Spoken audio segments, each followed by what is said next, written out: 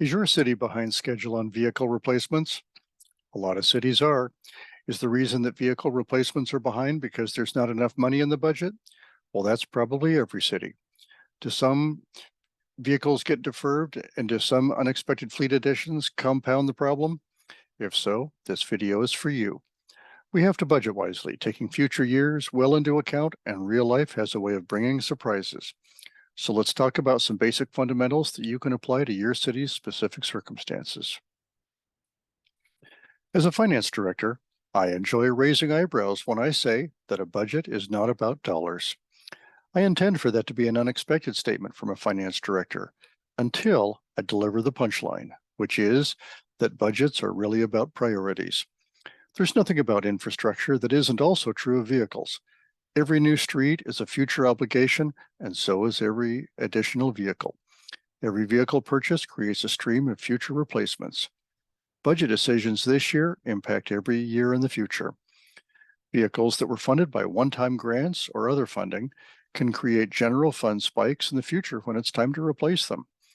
We all know that cities that balance budgets by deferring capital maintenance are not well-managed cities. Not planning ahead is foolish.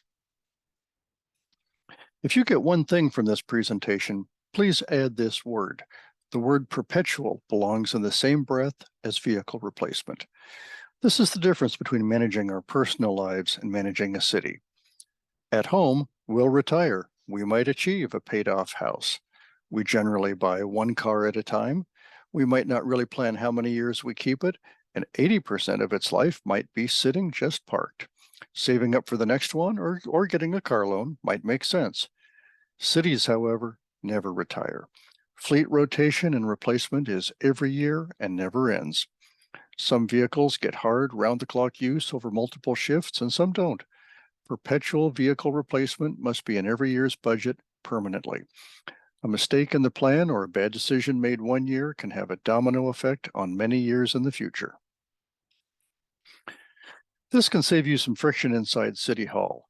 There are 3 languages being spoken when it comes to useful lives for a vehicle. 3 different spreadsheets may be a fact of life. Accounting has to use depreciation based on standardized lives for auditors. That's different from the fleet manager that is managing the real-life useful lives when course correcting, maybe stretching out a year or two, makes absolute sense. Budgeting needs to ignore accounting depreciation. Instead, start with real-life planning. Deal with any vehicles beyond schedule replacement first.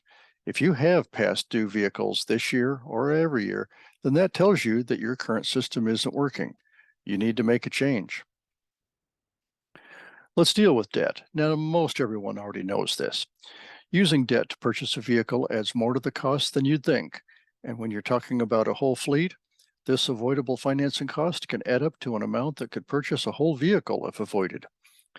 We all know that getting the most bang for our buck, actually purchasing assets and not wasting it on financing cost, is good stewardship. I don't care if you're looking at a $1 million fire engine. Don't use debt.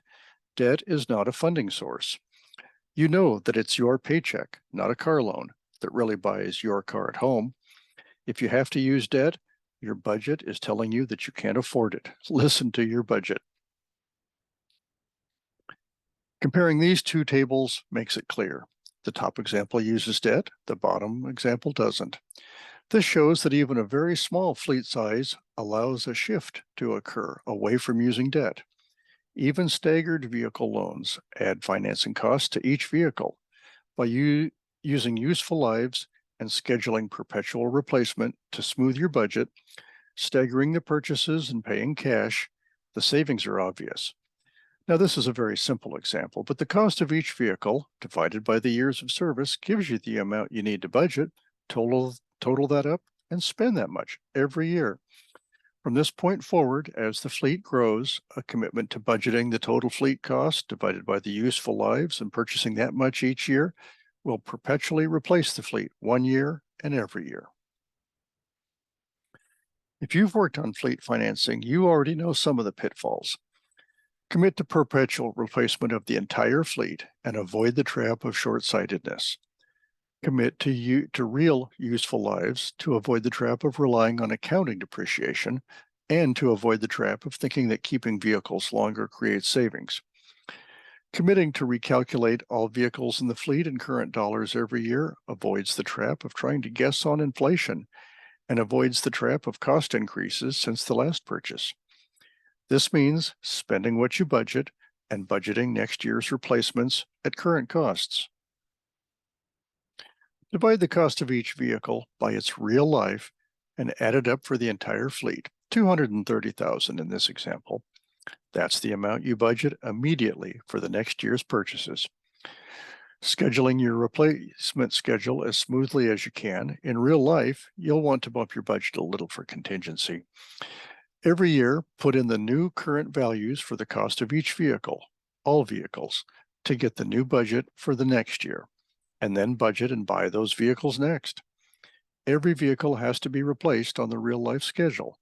Notice, for example, the 5-year vehicles appear every 5 years. Notice, too, that there's a beginning fund balance. We all know that the fleet grows every single year in unexpected ways, so you have to have both contingency in the spendable budget, and you have to have a fund balance to backstop. Err on the side of growing the fund balance simply because you know from experience things arise. Disposals can also contribute to your contingency, but it probably won't be significant. Now, in order to keep this video short, I'm excluding these pitfalls and problems. The temptation to think leasing solves your problems does have some significant downsides. The problem of what happens when you don't dispose of vehicles, and intentionally or unintentionally increasing the size of the fleet is a real-life problem. Let me know if you'd like real-life budgeting thoughts on those subjects. I hope this video has been helpful to you. I'd appreciate your feedback in the comments. I truly believe that as public servants, when the people we serve thrive, we thrive. In finance, we succeed only when those we serve succeed. Thanks for watching.